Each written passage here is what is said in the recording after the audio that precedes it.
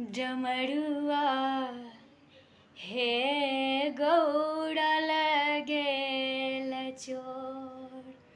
डमरुआ हे गौड़ा लगेल चोर। एक बात कहलन शंकर जी मोर। एक बात कहलन शंकर जी मोर। तोहर बाप डमरू से तोहर बाप डमरू चुरा लेल मोर। गौड़ा लगेल चोर।